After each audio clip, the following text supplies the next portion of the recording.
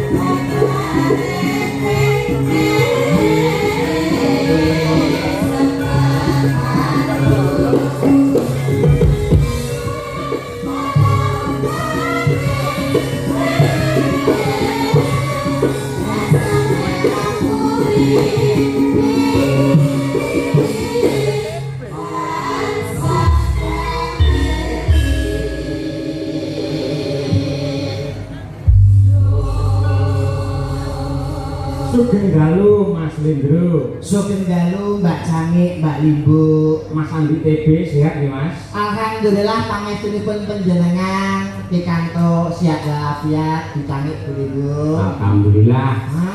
Luar biasa malam ini. Pripun Mas TB? Sumaroto Ponorogo luar biasa wayangan dalam rangka nonton bareng Indonesia lawan Irak. Kleru festival ya Pak nggih. Festival Budaya Mataraman. Festival Budaya Mataraman ini kebenaran diadakan oleh Dinas Dinas Kebudayaan Pariwisata Provinsi Jawa Timur Nggih. sesarengan kalian sinergitas DPRD Provinsi Jawa Timur mapan wonten Ponorogo ten Pasar Sumaroto. Betul leres. Wah niki pas. Yes, ngendikane Pak Giri Sancoko, Pak Bupati bahwa perekonomian di Ponorogo itu mengalami kenaikan 6 sampai 7%. Nggih. Yang hebat bukan namun itu loh Mas. Pripun? Salah satu kabupaten yang bersih dari yang namanya kompleks prostitusi dan juga lokalisasi itu hanya di Kabupaten Ponorogo. Kabupaten Ponorogo. Luar biasa Ponorogo saking serana kompleks Mas. Alhamdulillah. Saya sangat. Nggih, mergi sakit zamane online, Pak. Ngawur to. Oh, sesuk ngawur iki saya ngawur. Kita ngelem ning ngeblekne kowe. Boten niku lawan penyakit masyarakat, Pak. Pekat Ponorogo pancen hebat luar biasa. Wah, perekonomian tumbuh dengan pesat dengan melejit dengan di bawah kepemimpinan Bapak Bupati. Napa meneh iki sewanten Pasar Sumaroto. Nyuwun sewu jenengan dereng diarani teko ning Sumaroto niku dereng jenengan mampir teng gone Cakruk Duwo, Pak. Napa? Cakruk Duwo niki dereng Mbah Galung premane Ponorogo gedhe dhuwur niki. Masyaallah ngoten nggih. Jajananipun komplit ana eneng jenang Ponorogo asli cucur. Nggih. Getuk golan ana terus bolu. Apa kuwi? Bolu iki apa ta, Be? Jenengan ngerti roti cilik mboten, Pak? Roti cilik niku lho. Bolu. Luwi Jakarta nek Ponorogo niki mu. Gadine terus Duwe bolmu bolku. BTB masuk Jakarta masuk Ponorogo iki nek bolu ya bolu. Ah, lu gak pernah ke Jakarta sih. Makanya gak bisa ngomong Betawi. Lo emang asli Jakarta. Main dong ke Jakarta sama Pak Cahyo. Waduh. Cahyo, aku jadi Pak. Oh, cara Betawi. Betawi aku jadi Terus emang lo asli Jakarta. Gue sebetulnya Jakarta, Pak. Jakarta ini mana? Tanah Abang. saya wilayah Abang ya, Bang. Aku jadi Pak. Oh, Tanah Abang. Iya, Tanah Abang. Lo sekarang kok di Jawa. Gue aslinya di Jakarta lama, Pak. kok pulang ke Jawa? Iya, atlet misalnya gue bukan jagoan. Atlet apa? Atlet karate, pencak silat. Pencak silat. Aku tuh jadi Pak. Ah, yo ora kabeh dingonokke niku baru. Memang pencak silat ya Mas. Iya. Iya, pencak silat misalnya. Terus gue tinggal di Jawa di Tuban sama siapa? Sama kakek sama adik gue, Pak. Oh, bapak ibu nyoket sama bokek. Nyoket sama bokap. Iya, nyoket sama bokap di Jakarta sekarang. Oh, sekarang alhamdulillah bisa silaturahmi di sini. Alhamdulillah. Wah, itu luar biasa. Sampeyan teko kene arep maringi apa, Mas? Ya paling tak ini memberi contoh apa nih paling donga ya Pak ya. Leres. Wong Yang pertama niku donga niku. leres muga-muga warga Ponorogo diparingi sehat, diparingi panjang yuswa, nandur kelapa ning pinggir sumur warga Ponorogo muga-muga panjang umur. Tuku melon ning dhuwur tampak kabeh penonton saya barokah amin Allahumma. Nggih. Nah, ini iki lho. Yo, kowe ngopo? Lho ndongakno parikan utawa pantun Pak Yoyo kan saya pamit panjenengan. Pantun. Kula Nggih. nggih siap nggih. Teng Kutha Solo dinane Jemuah. Kabeh warga masyarakat Ponorogo mugi-mugi tansah berkah barokah. Amin. Loh, kena kanggo contoh. Awakmu benten kon apa? Parikan. Parikan apa? Pantun kaya aku mau to. Nandur klapa ning pinggir sumur warga Ponorogo muga-muga sangsaya makmur. Nek tak urus nek. Nyuwun sewu. Nandur klapa ning pinggir sumur warga Ponorogo muga-muga tambah makmur. Niki cara ngaten niki ndongakno bener napa salah? Lho, nek kanggene kula nggih bener. Sing ngomong bener sapa? Lho, upamane jenengan nyalahke dasare kenapa kok nyalahke? Ora ana ceritane ndonga kok gawe pantun niku alim ulama kiai ora menganjurkan. Ndonga gawe pantun niku mulai nyatete bingung. Kok iso? Lho, saiki jenengan ndonga gawe pantun, imam ning masjid napa mboten bingung? Lho kok iso bingung? Saiki Allahu Akbar. budal sekolah mangan es krim bismillahirrahmanirrahim main jadu tengah alas full audu biro binas iki salat bare jam piro donga niku sing biasa sing bloko sutok masyarakat mriki paham oh contohnya pripun pamane jenengan dongane iki yen mugi-mugi sedaya warga Ponorogo insyaallah penyaringan bagas kewarasan amin adoh saka bilae cedhak rezeki gampang anggone golek sandang pakan lan pangan ayem tentrem donga gawe pantun lah sing kula ben indah ngono ya cacakane niku wonten Pak oh pancapan ngoten nggih nggih tadi donga iki kudu nganggo pantun ora entuk tapi ya paling bahagia iki kaya panjenenganipun Mas Dalang Mas Yoyok Mas nyambut gawe iki nek ditunggani karo garwane iki saya barokah cara keluarga sakinah mawaddah warahmah amin nggih mboten Pak nggih leres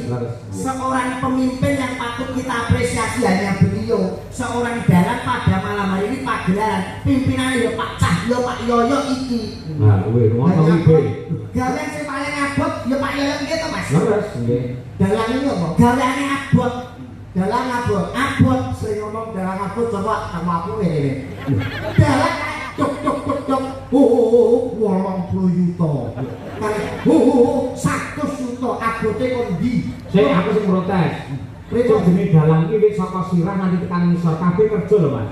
Iki mikir, mripat nyawang wayang. Nggih. Iki ambekan nggih irung terus lambe omong sengi utuh, suluk sengi utuh. Nyuwun sewu kabeh mikir mripat ngawasi. Tukang kendang apa ora ngawasi? Tukang kendang itu boten ngawasi ngiringi wayang bleset Pak. Lho mboten niku tok tangan kula sewengi ngobahke wayang sabetan iki rekoso. Lah tukang gendeng apa boten ngobah tangane? Nah niki sing beda. Napa? Kula niki jejak keprak sewengi utuh, jajek-jajek yang nganti kleru jejak iso malah iki cilaka. Lah tukang jaipong. Lha piye? Kendang jaipong di sikile niku melu obah. Jenenge pamer. Dalang iki ora terus sinden sakjane kaya apa bisu. Tapi abot lho dalang iki lho, Beb. Nyuwun sewu tak dalang niku abot apa eneng? Abot. Nek abot nyapa ben-bengi tanggapan. Nek Nek abot arene ngomah. ini adalah tanggung jawab mergo dipercaya kalian pemerintah ing Provinsi Jawa Timur Pak DPR aku gelem ra gelem kudu nindakke amanah abot kaya apa tak lakoni kanthi ikhlas. Nyuwun sewu dalang itu profesi yang enteng. Kula bener ki sing abot niku prosesnya untuk menjadi dalang. Nggih napa mboten? Bener iki Pak. Ngono abot abot tanggung jawab ngono ya 100 juta ditampa. Kowe ngomong aja glada aja ngawon nyuwun sewu lho Pak Yoyok. Kowe iki bengi iki nek ora ana wayang ora nek Pak Yoyok karep melu sapa? Nyapa? Lho kabeh iki yoga sinden tanggung jawabe Pak Yoyok. Kabeh yoga sinden tukang son iki wedi karo Pak Yoyok. Alah omonge sapa ana sitok sing ora wedi. Apa? Hei. Ah, dadak yoga sinden tukang son kabeh ora wedi. Jenengan wani nyentak iki perang Buntoroyono Pak. Waduh. Perangnya sapa kuwi? Perange Arjuna karo Prabu Hanacaraka. Niwata kawaca. Ah niwata kawaca. Wong kowe iki lho, nek ora nek Pak Yoyok, nek ora nek wayang kuwi arep melok sapa? Bengi iki bayaranmu iki Pak Yoyok sing nyekel, sing gawa iki Pak Yoyok. Lah jare sapa?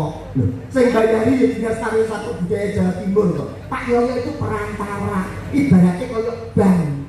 Lho maksudnya bang gue disetor ning Pak Yoyok diwenehi ning aku. Iki lan duit berhak apa-apa. Sik, saka panitia diparingi aku to. Nggih. Upamane ora tak paringi jenengan tak laku rezeki. Nyuwun Bu Kesi. Wani Bu Kesi. Bu Kesi tak omongi, jatahe TB aja dinene Bu Kesi. Mendhi Bu Kesi manut karo aku rezeki satu mata. Ora mungkin kowe iki biyen pilasanku kok ora mungkin. Ngawung-ngawung. Saiki kok sik kok iki ora nyamang karo gebakmu. Kowe gantenge kaya ngono. Mosok Bu Kesi cantik suarane apik kondang. Mosok beruntuk gemuk kaya sampean. Tak kula ngomong nggih. Napa? Ganteng elek niku nek rabi sing digawe ora sirahe. Lah kan liyane. Lah. Ini kudu paham iki. Nggih, ning ndase tetep kanggo. Ngomongnya kudune sing introspeksi iki diri iki kowe awakmu. Ya apa? Mbak Kesi ora nek seneng karo kowe kok ora nyulut jitokmu nglaini kowe boton tak. Nggih mboten Mas. Nggih. Lah kowe kok sombong nyuwun sewu lho nek Bu Kesi kali bojo kula sing saniki nggih tebih bumi langit. Ayu bojone jenengan. Loh, bojo kula nyuwun sewu. Titele dikasih niki napa? Magister seni. Halah, MSS. Bojo kula niku titele SPDNN. Sarjana pendidikan magister manajemen. Saya ngomong sapa? Lah niku SPDNN sekolah pedodil mergo meteng. Oh. Jadi aku pacaran 2 wulan iki bojoku meteng 3 wulan. Ini iki jenenge ora kena di bojo untuk. Tapi kebersihannya patut diatungi jempol Pak. Bersih piye? Bojo kula niku nagihan pelek nyuwun sewu mboten sombong. Nek kemu iki banyu akuan. Lho, bojoku lah bukesi paling kemu banyu pan, banyu sanyo. Bojo kula kemu banyu akuan. Radise gawe fakta. Lho, aduse iki gawe fakta, raupe gawe ceprit. Cawike gawe ale-ale, Pak. Dadi perang-perang dhewe direbung semut. Bawa telur rawuh. Tapi legi rasane. Wis iso ngojok kowe iki. Bede lho sak pangeran karo gitu. Bojomu SH iki, Pak. Apa kuwi Lucy Brahman SH. Sarjana hukum. Son horeg niki ya. Kowe ya aja ngawur lho iki iki danane ning gone Mbak Lucy lho iki malah nyepelekke. Nyapa? Lah iki Mbak Lucy bayaranmu tanggung jawabmu ning gone Mbak Lucy mbok nek darani son horeg. Aku muridé Dayatno. Ora ngerti nek karo Lucy Brahman peh. Nek bengi dodol mari Mas sakniki. Lucy niku SS ini gini awan PNS. Jadi nyinden penyinden dodol mari Mas. Maksudnya mari Mas ini anggaran wong lanang liwat. Mari Mas. Mari Mas. Kuwi pelajaran ya kuwi. Aku kok dadi Mbak Lucy ora trimo kok. Oh nggih sami dasare dadian bundul nek kowe tak bacok mawon. Ha iya. Putra daerah wilayah Ponorogo kok. Nggih, Nun saya pirang-pirang kok. Kuwi jumeneng Mbak. Lah iki lho, arep kepeleke sampean. Malah darane kok mburi kok Lucy koyo apa sales Yakut barang ngono kok. Lho ya tak potongane kaya son horeg. Wow. Kaya son apa? Son horeg. Wow. Bapaknya gawa kompresor. Menek. Piyai singiji apa piyai sing ayu lencir kuning yo iki kok. Lencir kuning mripatmu katarak kok piye. Potongan kaya celengan Semar. Ayu nggih Pak Yoyo nggih. Cantik, luwes, kemes merbalani. Nuwun sewu, selamat malam Wilujeng Dalu, Mama Lucy. Selamat malam. Pripun kabaripun Ibu? Sae. Wah, Kyai kok alus ngeten nggih Pak Yoyo. Nggih. Niki lho kula kanggo contoh. Alus apa? Alus nek wayangan. Dajal ngorekan kebayak dicopok karo ngowo. Wilujeng Dalu Mas Cahya pun tadi. Inggih, Mbak Yu Sugeng Dalu. Mugi tansah pinaringan kesehatan panjang yuswa lan kasuksesan panjenengan jikayan garwa lan sakonco. Amin ya rabbal alamin. Matur nuwun donga pangestunipun. Matur sembah nuwun sampun ngregengaken acara wonten wilayah Sumoroto khususnya. Kami mewakili warga masyarakat Ponorogo luar biasa merupakan suatu kehormatan. Matur sembah nuwun. Nggih, semanten ugi kula ngaturaken panuwun dumateng Mbak Lucy Brahman. Mugi-mugi tansah pinaringan sehat walafiat. Jawa sami-sami. Panjang yuswa, murah rezeki. Amin pangestunipun. Apa Bi? Rai itu ditabrak bis jaya. Kok bis jaya? Lah kowe nganggonmu ya kono sirahmu kok. Sing ngerti undang-undang ya iki. Iki sing asli wong Jawa Ponorogo sing paham tata krama ya iki. Nyuwun sewu jenengan iku ndamel gelungan, kebaya, jarik, paling gak sopan santun tetep dijogo. Nek karo ngendika karo Mas Yoyo iku ningali pawakan. Nek awake cilik iso nyuwun sewu Mas Yoyo dan mboten tinandi. Nggih, luwes ngene. Nek lemu iku aja mengguri. Lho, yo nek sing ngerti kae lagi omong-omong sing ora ngerti kaya pitik ngendok. Lah kudune piye? Ngarep maksud sewu Mas Yoyo pripun tawartanipun. Lah mboten tinandi lho Mas. Ngarep. Oh, malah mengguri. Nuwun pangapunten sedaya kalepatan lho Mas ya. Kok pilih kula wonten klentai kancanipun tembung wonten dalu menika. Matur sembah nuwun sampun ngregengaken acara menika. Mbah nu sedaya pengatur. Matur suwun. Ada kene copot lho.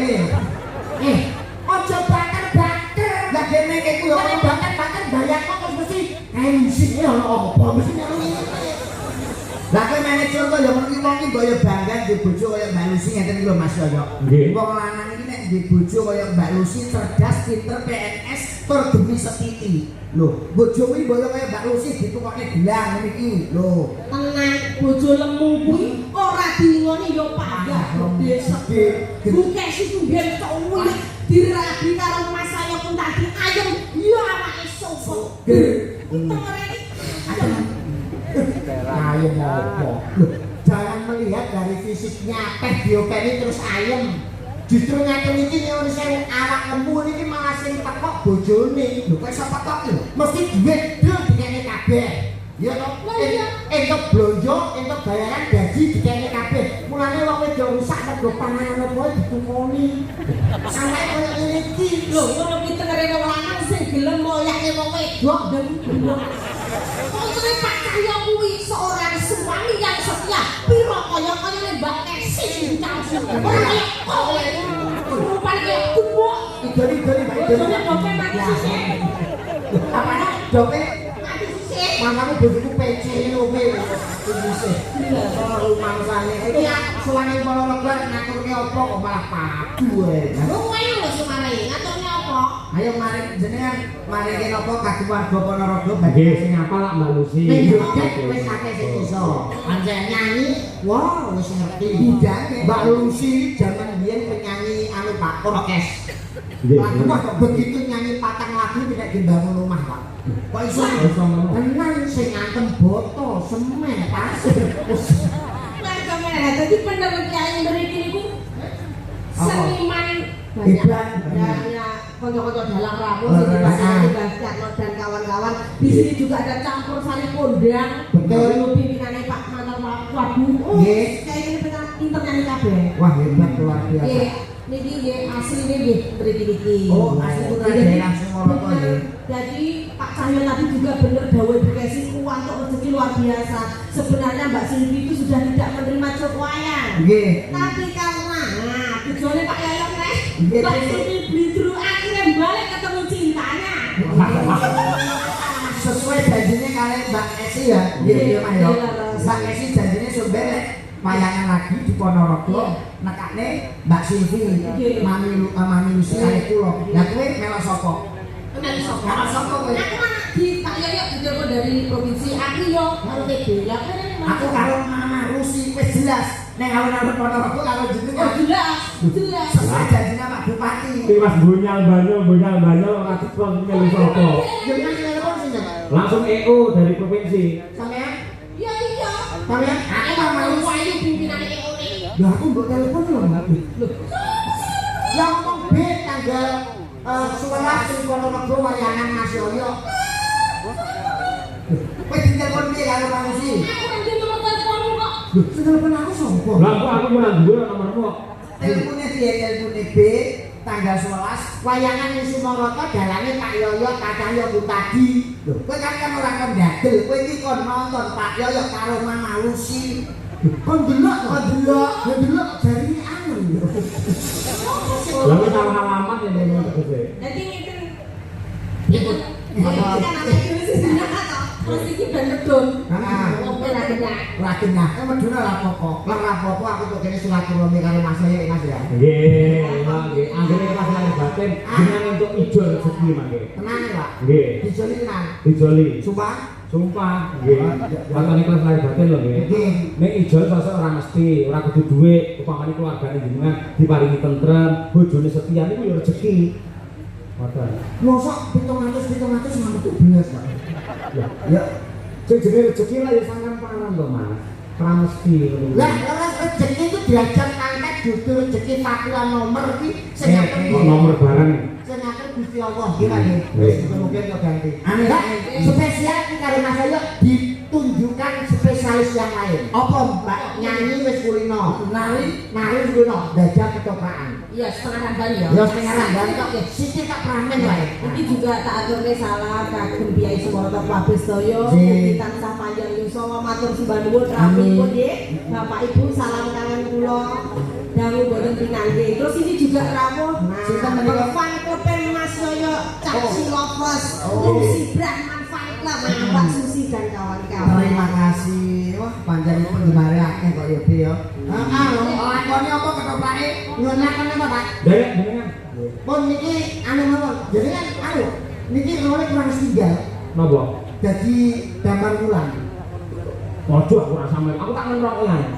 Oh, ora iso ngono iki. Iso kulino. Oh ya, lakone anu wae, Mas. Lakone wes. Anu apa jenenge lakone Roro Jonggrang. Oh, Roro Jonggrang. Nah, Roro Jonggrang karo Bandung Bondowoso. Iki Roro Jonggrang iki pake Prabu Piccolo kan dipake. Kupolo, ya Kupolo. Kupolo wes patwe. Ayo, lakone yo. Nah, kowe dadi apa, Bi? Apa? Kowe dadi apa? Bandung Bondowoso. Oh ya, kowe dadi sing nanggap. Jin iki dadi Roro Jonggrang. Rupanya Bunda. Oh ya, jene. Yo.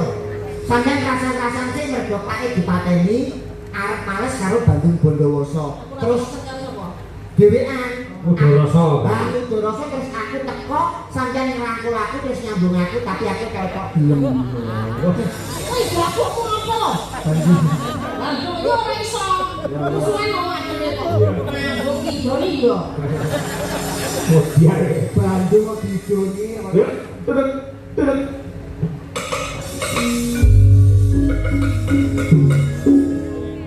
Jakarta potong dedek.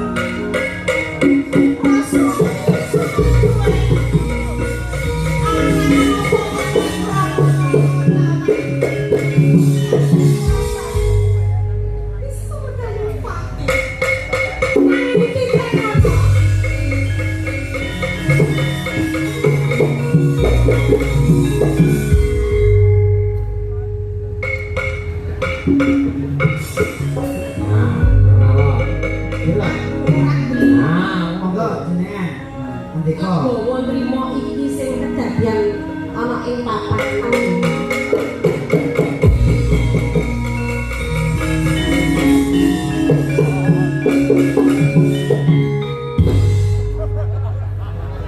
Takut-takut masamu bakul bakso kok piye? Dandani ning konan. Ketua muda dari Mbak iki Jonggrang iki ben ngomong, "Jonggrang, Jonggrang, aku sentuh kok Jonggrang."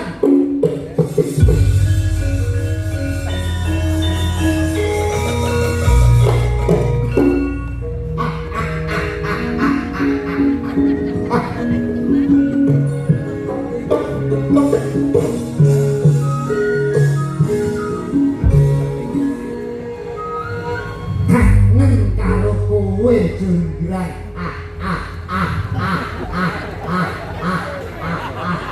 Guyu sarang-sarang. Lah, tak sengaja teko ning papan kene aku kangen karo kowe. Katokmu isih tak simpen Jonggrang. Ojo langsung koyo ngono. Jonggrang mau futsal kok iki kek dari kaya Jonggrang kudu nyimpen iki lho, Pak. Coba to sapa angin. Bandung Bondowoso. Jonggrang. Ini gandule cocok iki. Nyapok iku. Ora nek Bandung kakek mosok ngono Ayo gitu. Bunda, wajah teman-teman sikil ngono pelu. Lho, pelu kane kurang siji. Iki dadi buntut to. Buntut bahu ngono. Iki yo sikil, iki kok wah, yo yo. Bandung kok kakek bisa. Jonggrang. Sepet-sepet saune mentah dimpet-empet suara betah. Aku teko ning papan kene tulung ladenono katresnanku ya Jonggrang. Wong ora ngilu karo gloditoke dhewe. Ya bong. Supek nyawang rupane Bandung. Apa aku kurang elek? Kurang bagus. Kurang aja kurang elek tak kono. Dadi wong lanang aja sok kepedhen rumangsa. Video Pak Des, video. Apa? Iki lho video iki, Pak. Video gamelan. Lah kok karo Mardi kok bukan. Jeneng apa? Pak Gandrung bengi iki gelem ora gelem kowe Jonggrang. Rukun Islam. Gandrung ngepeling iki lho. Sing roman-roman akeh. Karo ku ben iso mualaf lho Pak Dewi. Wah. Sinebut pahlawan awan putri alah ucap lagi deh kayak gaya mana tuh Bandung aja kurang aja. awas salah pertama terus salam sing kuning motika tuba Aja kaya ngono Bandung, aja kaya ngono Bandung. terus aku gak kurang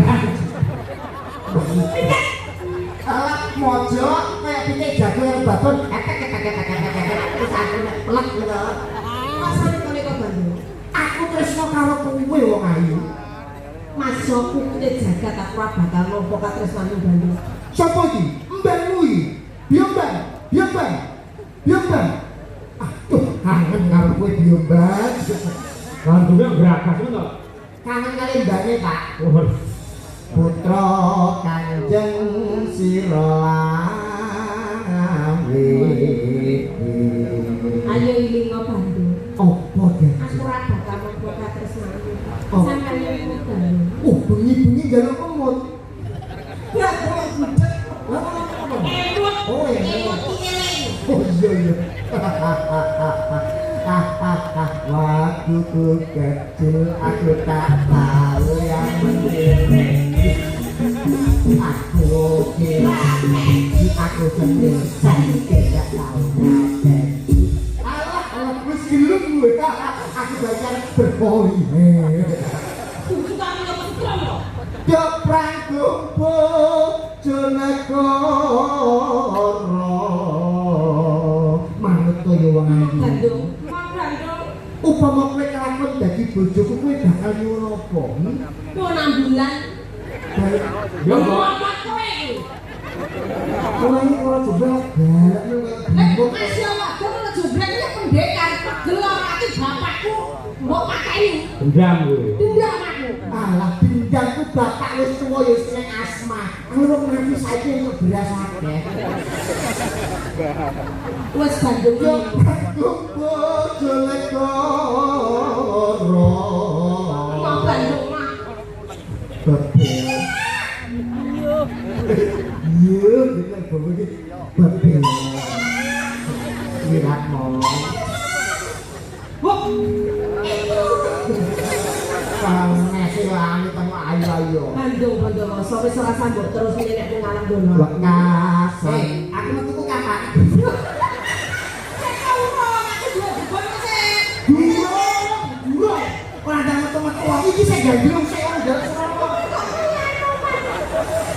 Wih, bapak aku ini apa, Bro? orang buta orang ada bukan metu-metu ayo Pak buta Aku beban sih. Wekasan seribu dan buku. Wis ora sambut terus nek ngalang dono nek gandrung aku Bandung. Dadi kusumane bangsa. Kowe pancen nyoto-nyoto tresno pengen ngepek bojo aku tenan. tak rewangi pecah dodong telu bilang tresno karo kowe Iki Bandung. Pancen nyoto-nyoto kowe pengen ngepek garwa aku duwe bebono kowe iso minangkani apa ngono. Bebonomu apa wong ayu? Ngono ya Bandung. Heeh. Aku gawekno anak cacahe 1000 Bandung. anak sewu Kambi kok angin. Alah kelima dengkul sayek apa dong? Kaya yaya makan pertama kok. Wah, kelima dengkul geder kabeh. Jaluk apa kowe? Nyuwun mbok gawekke candi cacahe 1000 ananging sadurunge parek esuk candi kuwi kudu dadi Bandung. Ayo buktekno kowe iso apa ora? Bakal tak turuti penjalukmu. Coba Oh, buktekno Bandung ayo. Iya. Toprak serpet nyelot yo. Jengkang tang jengkang tang jeng. Oh, tekan. madan karet kalau ukur rawitan kok keleru Mo nem.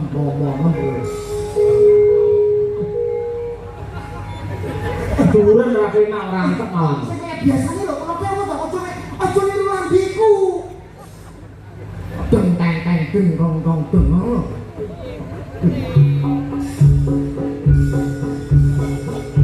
orang gawe kantong iki ditutup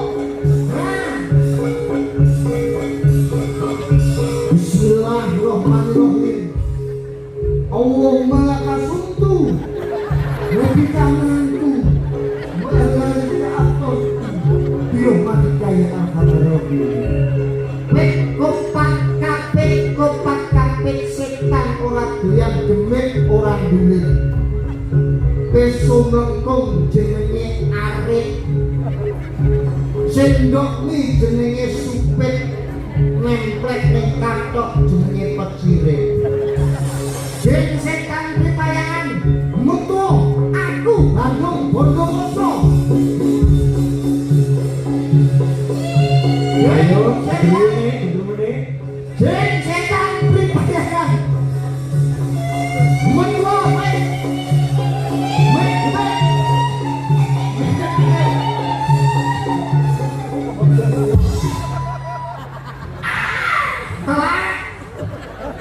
aku wis metu ya metu. Aman tuh ya? Ya, nih. Setan ayam dolen demit orang demit. Demit.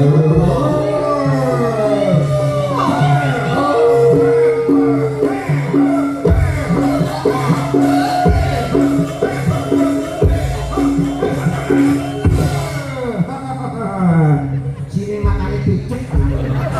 Jalan nandani sampe ngeraki toko-toko. Boleh kamu, boleh kamu. Tok tok tok tok.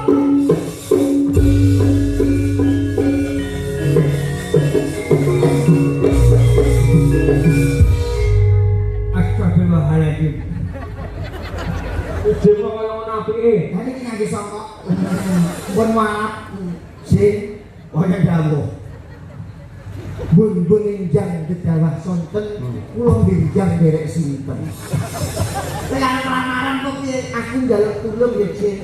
Bro apa ya?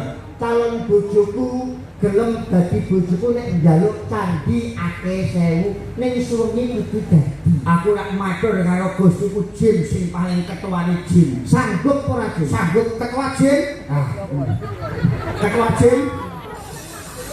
ora ngene ketuane Jin lho. Ketua Jin. Ya ampun, Jin. Itu aja malah ngiler iki. Entek yang garang. Wah, dawuh panjenengan damel kira Mondoro. Gawena candi cacahe 1000, Jin. Oh, mangane ngoten kuwi. Suwengi kudu dadi. Wah, Mondoro hilahe kene. Ora gare. Sesek dongamu iki piye? Omonganmu ora cocok belas. Ya wong Jin utune metu ya ora jelas kok Pak iku goblok. Kowe ora tau delok Jin kuwi apa? Aku lho duwe sikuse Jin. Ora tau duwe aplikasi Jin kuwi apa? Wae kae bae aku ya. Iya. Gun. Aku coba yo, ayo.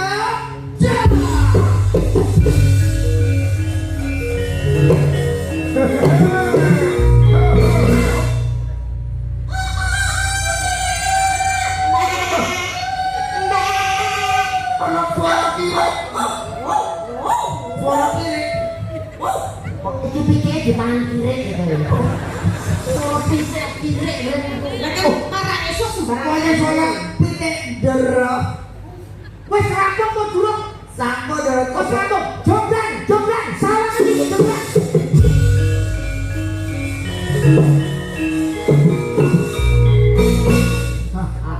Candi sewu dadi. Delengen ana sing Sinarjaya, apotek, Suryamat. Pinggul candine apik iki ya. Iki rukut-rukut. Jaget candi. Kuwi tenanan. Wes itu Kowe kan iki sisa minangka apa sing dadi panyuwunku? sewu candi wis dadi. Coba tak hitungi ya Bandung. 1, 2, 3, 4, 5 kae cacahe ana 500. 500 wis seberapa? 1, 2, 3, 4, 5 cacahe ana 2000. Kowe kan. Tapi kalau jalan saya lho Gawe kira sewu iki. Oh, saya ta? 1, 2, 3, 4, 5 2000. Mosok punjul. Oke, emang ya? 1, 2, 3, 4 cacahe ana 400. 400. Iki itu kan 400 Berarti kuwi 100. Iki ana 50 Bandung lho. sama sakit iki sing ngene. Iki ana 400. 50. Sakit ora nek Piro iki? Ora enak. Piro iki? 49. Papat songo. Wah, marai iki lho tambah gede dhewe nek barang iki. Kurang sewu Jadi Pak. gede candine. Wah, Langit nek akhire. banget teh iki. Wis ora sah ngendho kowe. Tegese kowe ora iso minangkani apa sing ndak suwun Bandung. Kanggo ganteping 1000 candi ora ana liya, ya mung kowe. Ae.